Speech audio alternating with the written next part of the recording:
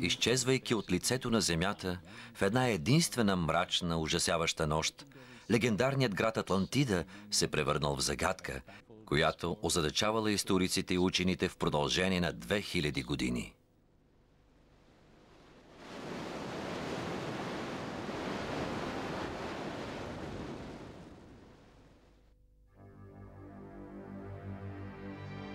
Атлантида. Трагичната история на златният град Атлантида била разказана за пръв път под сенките на египетските пирамиди.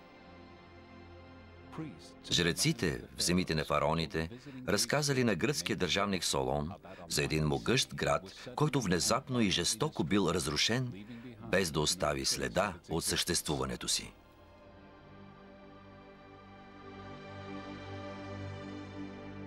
Никой никога не би узнал за Атлантида, ако не беше далечният потомък на Солон, известният гръцки философ Платон, живял през IV век преди Христа. Той казал, че странната история на Атлантида стигнала до него през много поколения гърци и е записал в един от класическите си трудове.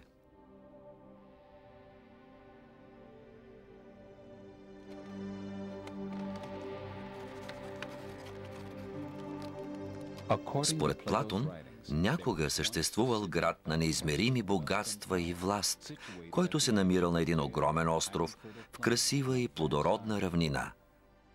Градът стоял начело на велика империя, процъфтяла в продължение на повече от 9000 години. Този град се наричал Атлантида и бил толкова невъобразимо богат, че крепостните му стени били облицовани в злато и скъпоценни метали. Градът притежавал огромна канализация, търговска мрежа и внушителна военна сила.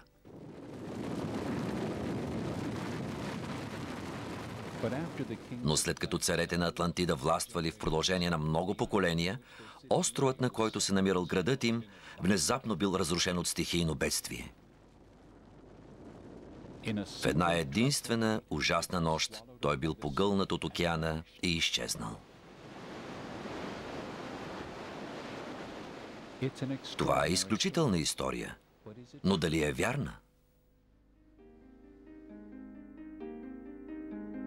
Бидейки един от най-великите философи на своето време, Платон е известен с опитите си да опише идеалното общество според своите представи. А може би той е измислил историята на Атлантида, за да илюстрира идеите си. Самият Платон неотклонно твърдял, че историята е вярна. Освен това, той описал географията и архитектурата на метрополиса в такива подробности, че всичко изглежда конкретно и реално. Описанието му съдържа такива детайли, че звучи повече като пътеводител за някоя далечна държава. Затова можем да предположим, че някога, някъде е имало такова място и то е било реално.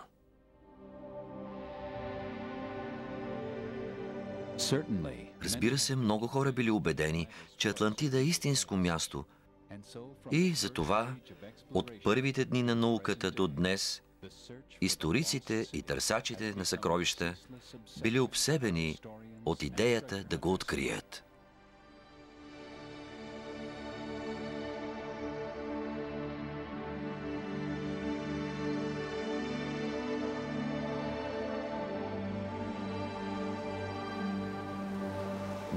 Гръцкият остров Тера в източното Средиземноморие е първото място, което вдъхновило търсачите.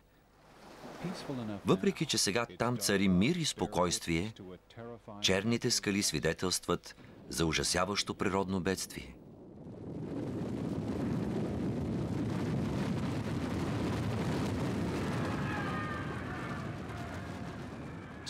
Преди 3500 години хората били принудени да спасяват живота си, когато вулканът изригнал с изключителна мощ.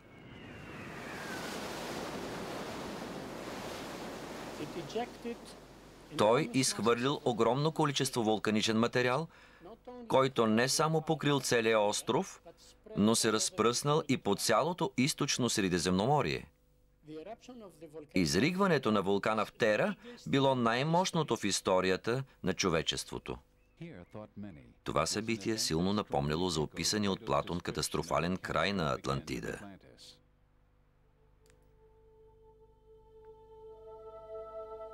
Историята предоставила още драматични доказателства, когато през 1967 година археолозите разкрили на остров Тера цял един изоставен град. Векове наред той бил погребан под дебели пластове вулканична пепел.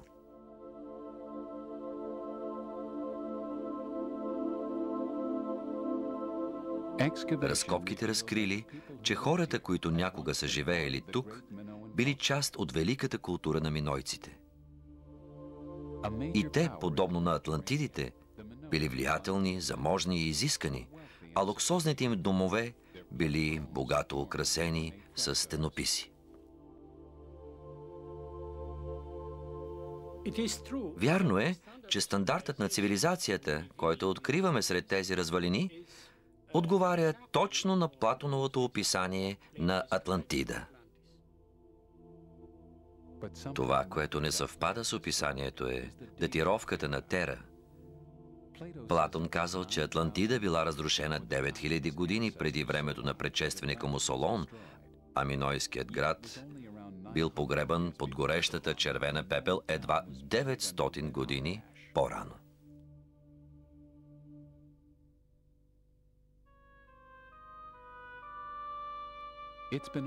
Изследователите се аргументирали, че датировката на Платон би могла да е погрешна.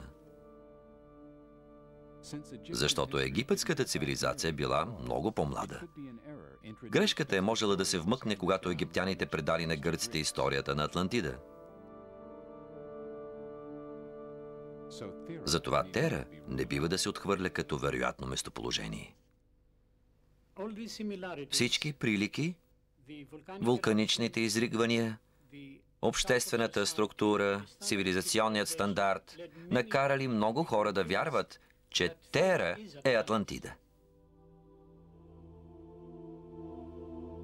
Въпреки това, датите не са единственият проблем на Тера.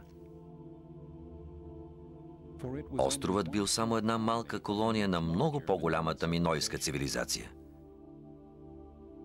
Според Платон, обаче, изчезва цялата империя на Атлантида. Тера никога не е била център на минойската цивилизация. Центърът се намирал на остров Крета на 70 мили разстояние от тук. Но Крета не била засегната от изригването.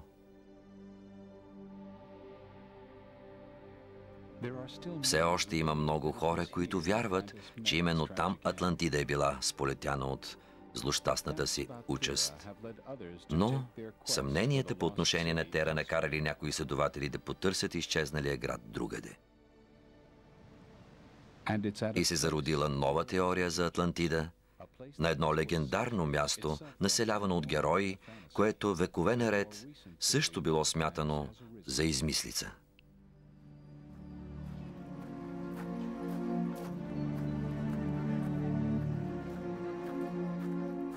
Великият град Троя някога бил смятан за фикция на гръцкия поет Омир от епоса му за Троянската война.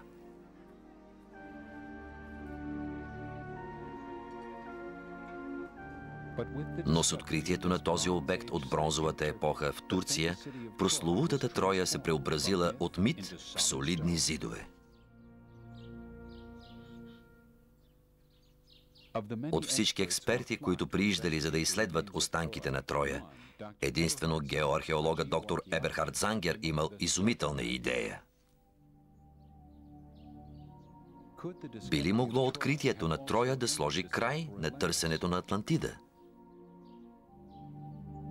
Биха ли могли двата легендарни града всъщност да се намират на едно и също място? Троя не потънала в океана, нито била разрушена за една нощ, но проучванията на Зангер разкрили много паралели между пейзажа и архитектурата на двата града. Някои експерти са убедени, че Зангер е прав. Идеята на Зангер, че Атлантида и Троя биха могли да са идентични, е нова, много оригинална и много вълнуваща. Силата на теорията му се корени във факта, че много от отличителните белези на Атлантида се откриват в околностите на Троя.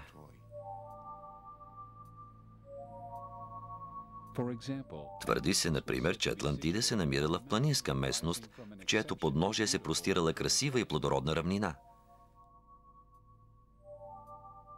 И действително, от цитаделата на укрепения Троянски хълм се вижда просторна равнинна местност. И това не е всичко. Троя се намира само на няколко километра от брега. Зангер смята, че пресъхналите речни корита и дерета в равнината биха могли някога да са представлявали канали, свързващи града с океана, точно както в описанието на Атлантида. Мисля, че не можем да си позволим да пренебрегнем тази идея за местоположението на Атлантида.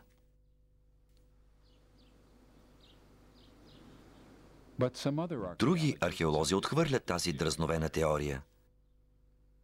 Доналд Истън дори смята, че отличителните белези, които разпознал Зангер, изобщо не съществуват. Мисля, че теорията на пръв поглед звучи правдоподобно, но когато се вгледаш в нея, всичко рухва и едва ли има някаква истина в това, че Троя би могла да е Атлантида. Дали тези дерета наистина са били канали? Дали наистина са можели да отвеждат корабите до центъра на града, както е описано от Платон? Идеята е великолепна. Бих искал да си представя как корабите от бронзовата епоха минават през това дере с разгънати платна. Гледката би била невероятна. Има само един проблем. Това дере никога не се е намирало на по-малко от 11 метра над морска височина и за това е напълно невъзможно някой кораб да се изкачи тук от морето. От своя страна професор Ван Андел твърди, че бреговата ивица се е покачвала постоянно и преди 3000 години Троя се е намирала много по-ниско, достатъчно ниско, за да бъде достижима от морето. Не мога да си представя защо някой би положил толкова много усилия да изкопае 2 канала в равнината до бряг, който никога не се е намирал на морското равнище. За какво биха могли да послужат? Но какво можем да кажем за Троянската равнина? Дали тя наистина е идентична с просторната равнина, в която се е намирала Атлантида? Ако съдим по преданието, равнината на Атлантида би трябвало да обхваща 200 000 квадратни километра. Троянската равнина е 4000 пъти по-малка.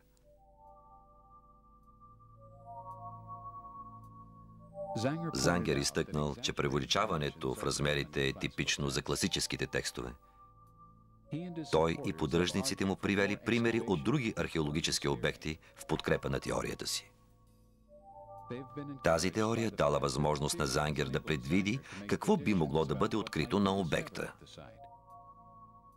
Той предположил, че ако Троя е Атлантида, тя ще се окаже много по-голяма.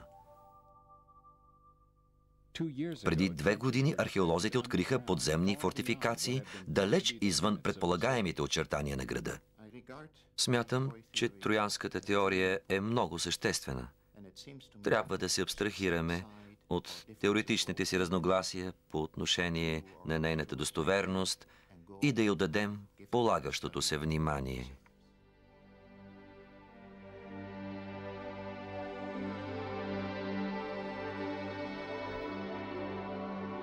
Въпреки голямото си значение, троянската теория не успя да отули копнежа на търсачите на Атлантида.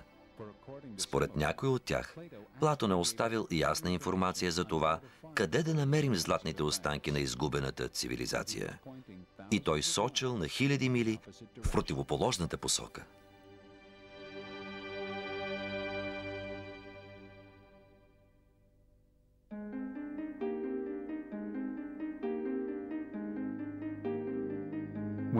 Когато Платон завещал загадъчния си разказ на историята, той не забравил да спомене къде се е намирала Атлантида. Казал, че тя била разположена на остров с големината на Либия и Азия взети заедно. който се намирал отвъд Херкулесовите стълбове в Атлантическия океан. Обикновено гърците наричали така Гибралтарския проход, вратата към Средиземно море. Но точно както и използвали названието Атлантически океан. Ако Атлантида се намирала на огромен остров в Атлантическия океан, тя не би могла да бъде нито на Тера, нито в Троя, нито на което и да е друго място в Средиземноморието. Защитниците на тези теории казват, че описанието на Платон не бива да се приема буквално. В край на краищата, египтяните, от които е произлязла информацията, не били прекусили Атлантика. По-вероятно е Атлантида да се намирала край бреговете на Средиземноморието, с което били много по-добре запознати. Въпреки че съществува възможност за грешка, тъй като историята била предавана през вековете, не е постигнато съгласие, че местоположението назовано от Платон е плод на погрешен превод или недоразумение. Описанието е много ясно. Атлантида се намира в Атлантическия океан отвъд Гибралтарския проток и никое място в Средиземноморието не отговаря на това описание. Може би решаващото указание на Платон се крие в самото име на империята – Атлантида. Не е случайно, че думите Атлантида и Атлантически имат еднакво звучение. Те произлизат от един и същ корен. Атлас бил един от най-значимите гръцки богове, чието име често се използвало за обозначаване на земите на Запад.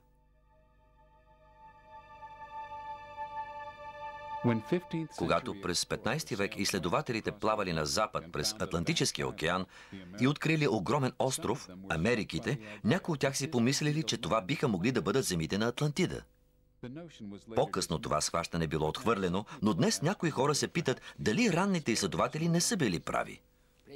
Според описанието на Платон, зад Херкулесовите стълбове се намира огромен остров с размерите на 2 континента. Това може да е единствено Америка. Нищо друго не отговаря на описанието.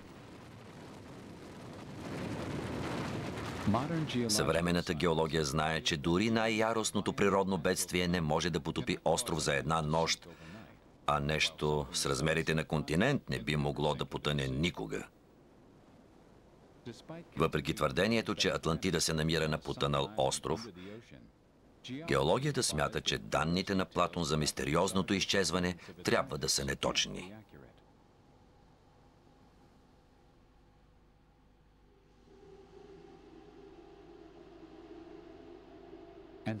И така се заражда нова теория за Атлантида. Идея, която би могла да преобърне много от вярванията ни за древния свят.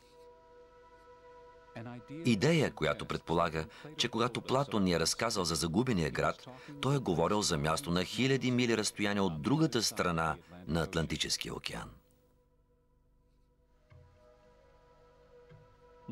Поглеждайки към новия свят, знаем, че е имало процъфтяващи цивилизации, богати градове с многочислено население, просторни плодородни равнини и мощна военна сила, датираща дълго след времето на Платон.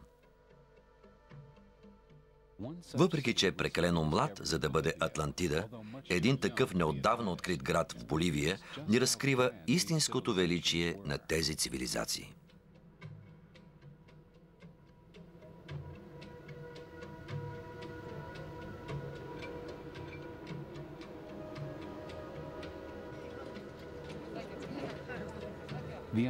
Аймарите са американски индианци, живели в Южна Америка в продължение на хиляди години.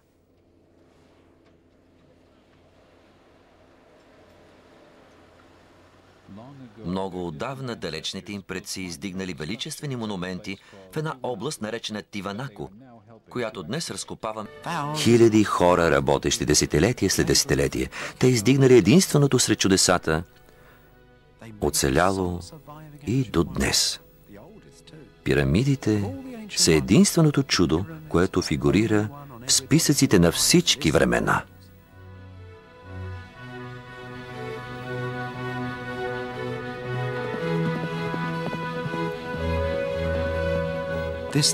Ето тук започнало всичко. Дългият път на човешкото въображение, простиращ се до наши дни.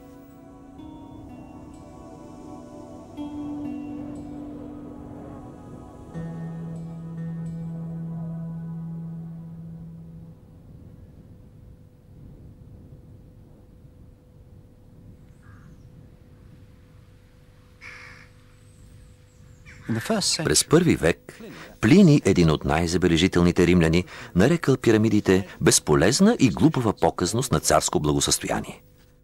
По това време те вече били на 2500 години и били загубили истинското си предназначение.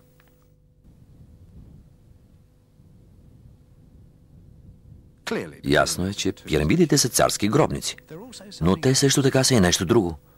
За древните египтяни те били приятели.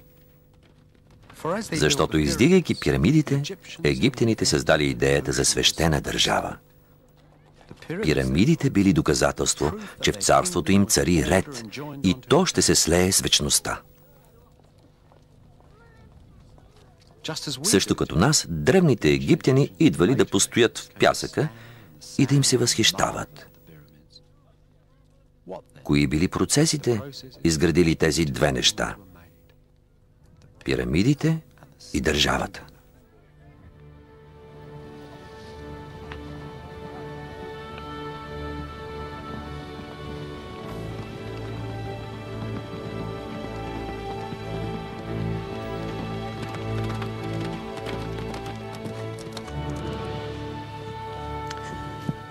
Първото нещо, което правили, когато започвали да строят пирамида, бил изкопът за царската гробна камера. Египетските царе винаги се погребвали в земята. Те били традиционалисти. Всъщност, тази гробна камера е доста старомодна, но впечатлява с размерите си. Ако беше завършен, това щеше да е най-големият гроб, някога издиган във вътрешността на пирамида.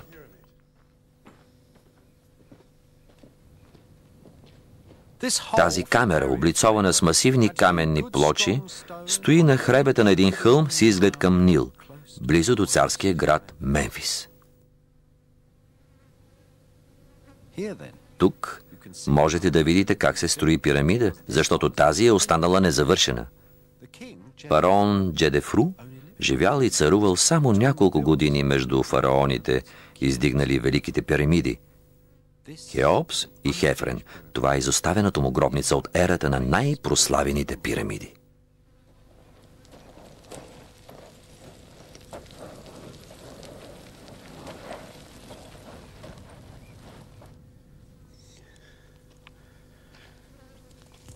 Щом изкопали дупката за гробната камера, строителите на пирамидите мобилизирали цялото свободно население на Египет, което да изкачи каменни блокове с този размер до строителната площадка.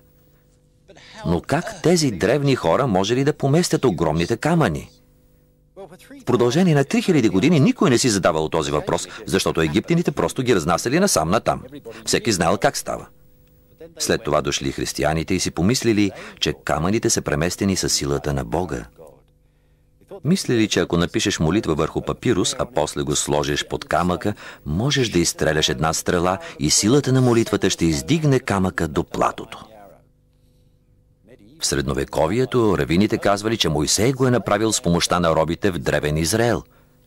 През 19 век британските археолози, които работели в условия на колониален ред, мислили, че е постигнато с милиони наемници под строго управление. Точно както биха го направили британците. Днес брадати професори развиват странни екологични теории. Носят парченце дърво и твърдят, че ако го намокрите, а после го изсушите, то ще полети във въздуха. В действителност, истината е много по-проста. Преди няколко години в едно френско село се проведе конгрес на пенсионирани археолози. И тези възрастни джентълмени без много усилие бутаха огромни каменни блокове надолу по стръмната улица, използвайки кал и вода. Ако го направите както трябва, камъните се плъзгат като полет, а тези хора били сръчни. Същите хора току-що издигнали Великата пирамида.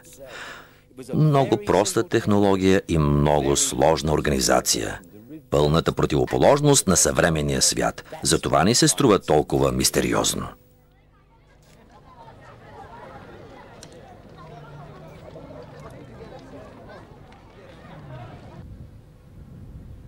Пирамидите от тази първа велика строителна ера не са просто първите огромни каменни здания в света. Нито са най-големите, но са най-прецизно изпълнени.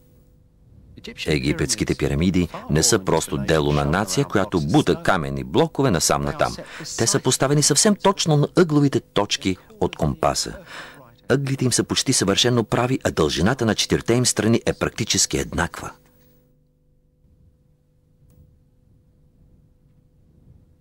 При размери от 180 до 230 метра, максималното отклонение е само няколко сантиметра.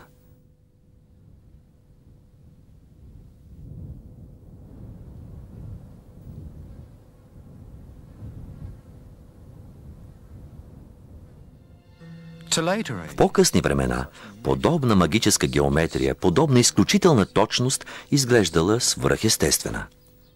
Средновековните арабски писатели мислили, че пирамидите са издигнати, за да отмерват времето. Времето се страхува от пирамидите, казвали те. Известни европейски математици и астрономи търсили връзка между Великата пирамида и Вселенския ред. Подобни теории често се основават на архитектурата на коридорите и вътрешните камери на Великата пирамида, които са построени с удивителна прецизност. В нея е имало 3 гробни камери. Първата била изсечена по традиционен начин в скалата под центъра на пирамидата. По-късно бил издълбан втори коридор с втора гробна камера в края му, но и той никога не бил завършен. И отново се е появил друг коридор. Просторната, уникална, голяма галерия, чудо сама по себе си, която се простирала високо в сърцевината на пирамидата и в края й се намирала третата гробна камера.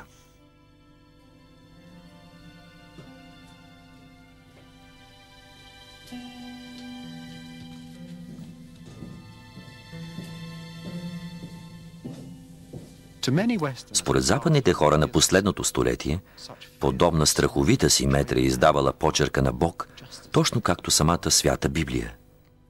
Ако това било вярно, тези древни камъни биха съдържали в себе си историята на бъдещето, както откровението на Йоан. Отброявайки годините, изминали от сътворението, те измерили коридорите, отмерили живота на Адам и патриарсите, пророците и царете, живота на Исус. Според тях, арката на входа на най-високата гробна камера бележала 1914 година. През 20-те години на миналия век те смятали, че тогава е започнало най-голямото бедствие, на което човечеството щяло някога да стане свидетел. Внезапно бъдещето се намирало тук, в гробната камера на Хеопс. Можете ли да си представите тези модерни мистици, които крият в рулетките си тайните на историята на бъдещето? Те бавно наближавали свършека на света през 1928 година. Абсолютна лудост. Не работи. Но по някакво странно съвпадение тези хора се натъкнали на древния начин на мислене, на копнежа по вечността. Вентилационните шахти гледат директно към някои от по-големите звезди извън пирамидата. Тази постройка е вклинена в небето. Ако изчислите ширината около 55 метра и височината на това ниво от тук до върха, ще получите точно половината от цялата Хеопсова пирамида. Тук има магическа геометрия. Стените са издигнати толкова прецизно на север, юг, изток и запад, че отклонението е само няколко стотни от градуса. Преди туристите да стигнат до тук, саркофагът бил толкова съвършен, че само най-модерните измервателни уреди можели да уловят несъответствия в размерите му. Значи и древните се вълнували от някакъв вид вечно съвършенство. Фараонът лежал в сърцето на Египет и в сърцето на небесата. Нил тече от юг на север. Слънцето преминава от изток на запад. Те копнели по вечността за прекрасните си гоблени, изобразяващи 7-те чудеса на античния свят. Това е, може би, най-известното от чудесата на Хемскерк. Великият родоски колос прекрачил входа на пристанището. Всъщност, този образ не бил негова идея. Разбира се, Колосът никога не е изглеждал по този начин. Някакъв пътешественик отишъл в Родос, чул някаква история и оставил рисунка в учебник по география.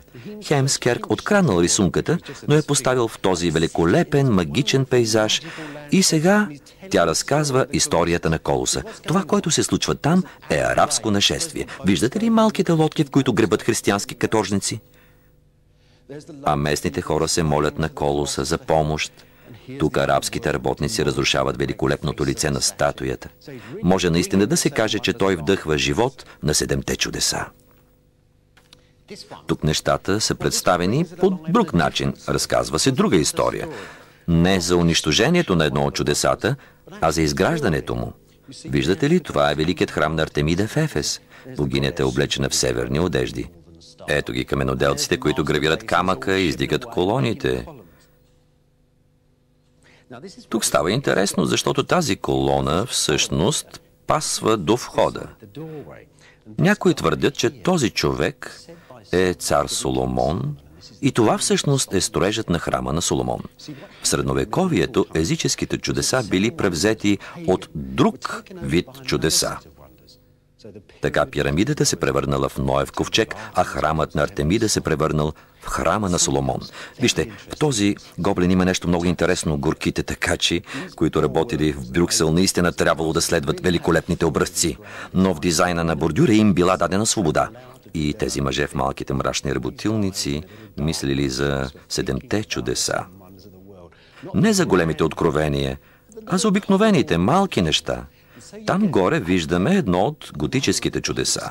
Магическата птица, фениксът, който издига погребалната си клада и слънцето я подпалва. И когато умре в пламъците, той се възнася отново като образ на възкръсващия Христос. Тук се вижда и друго локално чудо. Малък термичен извор край френския град Гренобъл.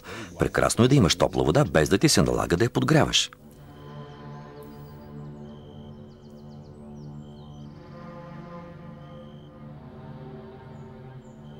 Имало и други визии за седемте чудеса.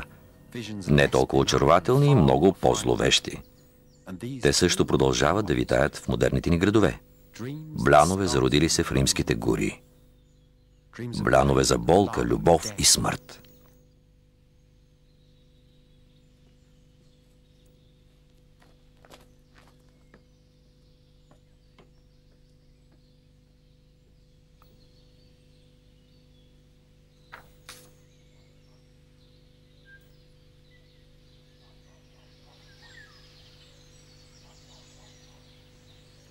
Тази странна сграда е нещо като ренесансова машина на времето.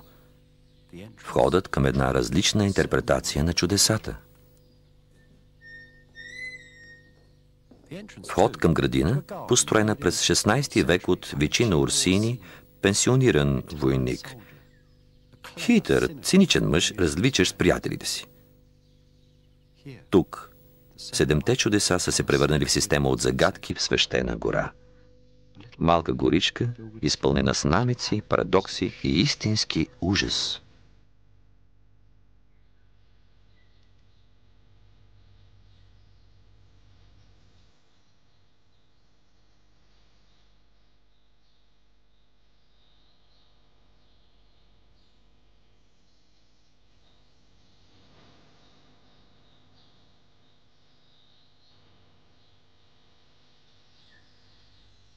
Орсини превръща Колоса в умопобъркан борец, който разкъсва противниците си на две. Старият войник, провел много масови кланета в името на папата, ни показва тъмната страна на битката и ни изправя пред един мъчителен парадокс. Самият Орсини се смее, докато вървиш из този кошмар. Ако Родос се е гордеел с Колоса си, тогава и моят е не по-малко възхитителен. Орсини намерил тази версия на античния мавзолей в една книга с изображение на стара финикийска дърворезба. Скулптурата му копира ветропоказателя, провъзгласяващ победата, поставен върху костенурка. Това е бавна и цинична победа, устремена към челюстите на ада.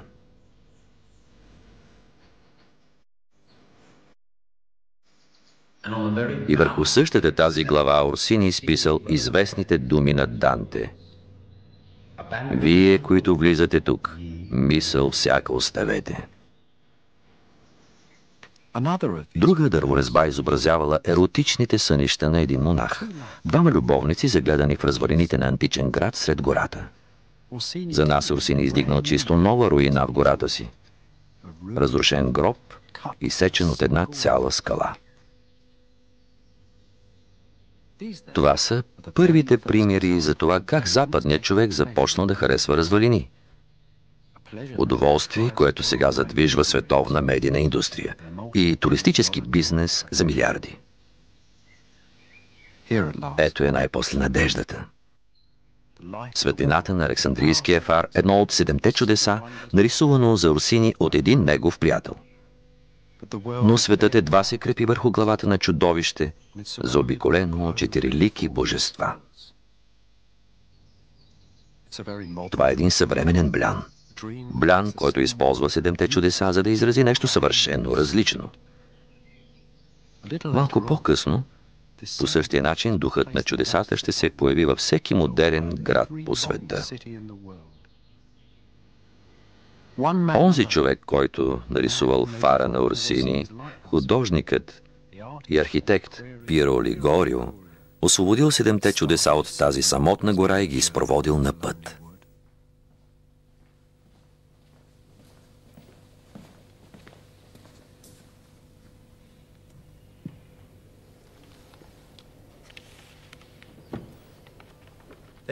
Ето го, 34-ти том на римските антики от Пиеро Лигорио. Някога е имало 1000 екземпляри, днес са останали само няколко. Този се съхранява в родния му град Неапол. Пиеро не е много известен в наше време.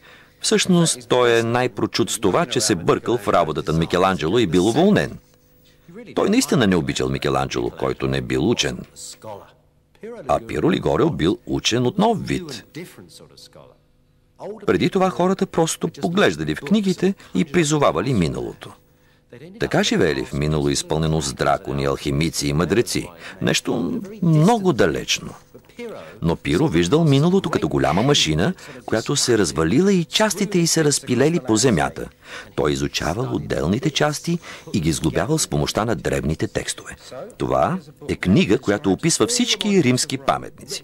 Рисунките в нея са толкова ценни, защото никога не били отпечатани. Повечето от тези паметници днес вече не съществуват. Този раздел е посветен на царя на боговете. Олтар, монета, водосточна тръба, статуи. Бавно Пиеро сглобява античния свят. Свързва го с текста.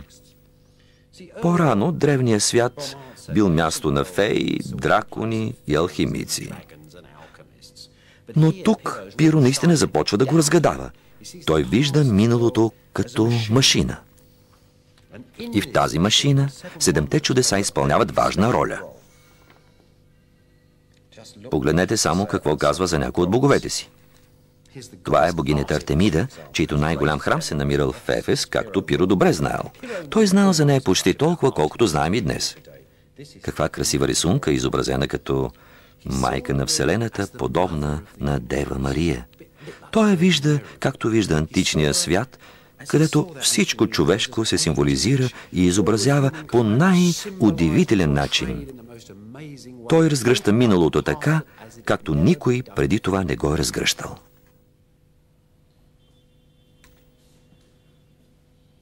Кулминацията на античните му изследвания е тази изключителна карта, която публикувал през 1561 година.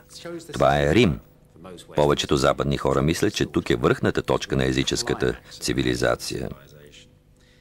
За Пиеро това означавало, че градът трябва да бъде изпълнен с чудеса. Всяко от тях по някакъв начин символизира липсващите части на великата машина. Ако разгледате тази карта, ще видите, че това не е обикновена карта на Рим, а е изпълнена с изображение на чудесата на света. Ето ги, например, висящите градини. За Пиеро те символизирали красивата хармония между човека и природата. Ето ги пирамидите. Те не били просто хамбари, както твърди Библията. Те пазили богатството на човешката душа. Има и фарове, които да напътстват хората по улиците и реките. Но не само в тази карта Пиро постигнал прекрасното единение между мита и археологията. Изготвил втора карта на римското пристанище и там, скупчени на едно място, има толкова много чудеса. Колосът, който ви казва, че навлизате в центъра на цивилизацията. Фар, който да направлява лодката ви в пристанището, а душата ви към цивилизацията. И една голяма аркада приютила не само моряците, но и самата душа.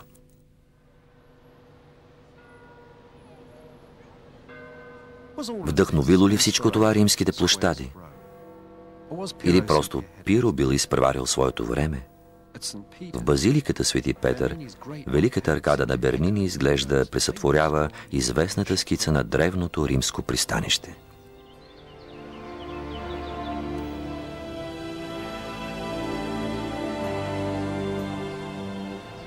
И всички чудеса все още са там, пречистени от християнските папи. Египетският обелиск, който Пиро наричал пирамида, сега овенчан със златен кръст. А езическото пристанище сега е рай за вярващите, охраняван от грамадните статуи на светците.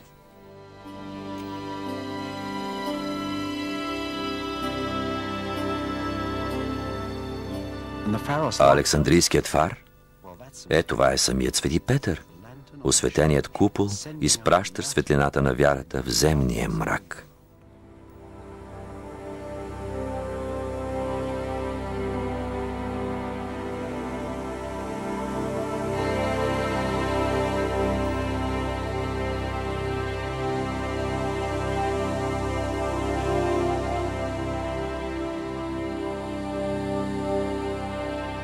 Улица след улица, площад след площад, цял Рим се изпълнил с бляна за чудесата.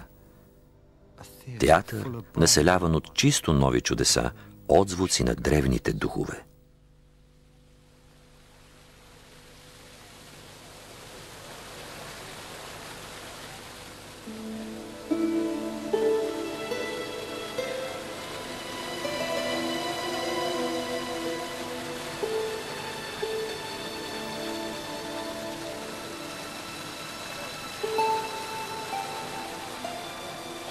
Натрапчиви визии за античността, за Александър, за слонове и фараони.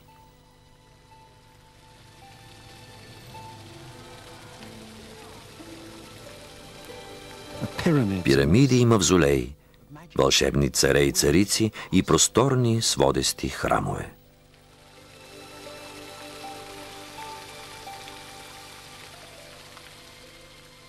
Големи амбиции, впечатляващи образи, разкриващи се пред западния свят. Древните духове на чудесата.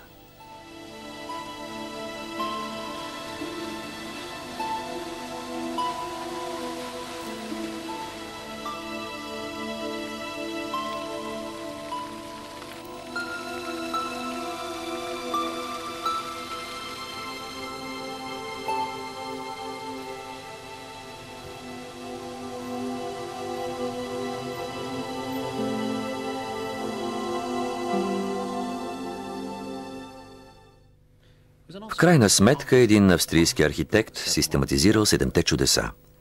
Йохан Фишер фон Ерлах си взел отпуска от реставраторската дейност във Виена, за да създаде първият труд за историята на света. 7-те чудеса се намират в самото начало.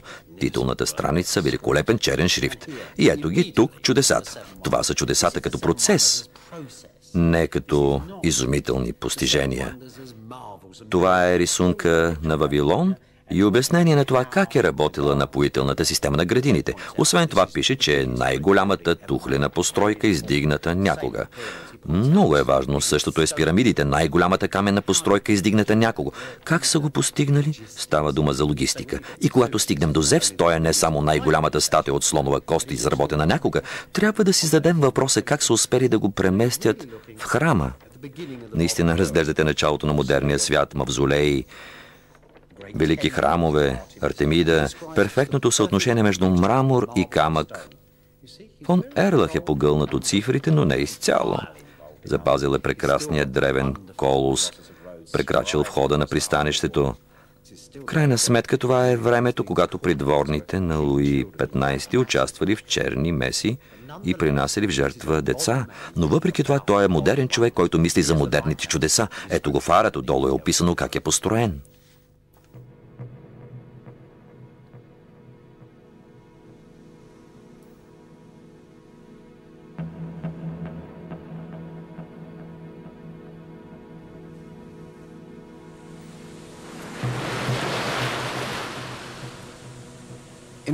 През 18 век, когато живял фон Ерлах, самите чудеса бавно започнали да се променят, да обхващат целия свят. Зародило се чисто ново съзнание за тях.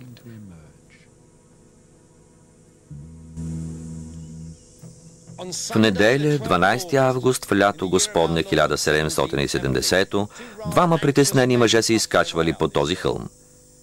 Капитан Джеймс Кук от кралската флота и ботаникът Джозеф Банкс.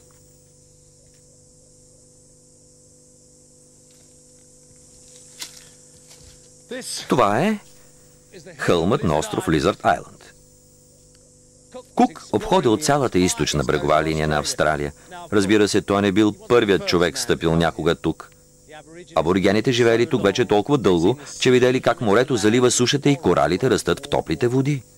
Тук е имало китайци и яванци. Но Кук и неговите спътници били първите хора дошли тук с истинска модерна визия. Хора с чувство за собственост, която били готови да бранят с оръжие. По това време хора като Кук обикаляли целия свят. Маркирали го. Поемали контрол. През следващото столетие релси, телеграфи, улици, кабели, всякакво предназначение се увили около планетата, хвърляйки мрежата си над тази необятна, неконтролирана, неизследвана природа. Светът, в който живеели хората от началото на всички времена, светът, построил 7-те чудеса, бил на път да изчезне напълно.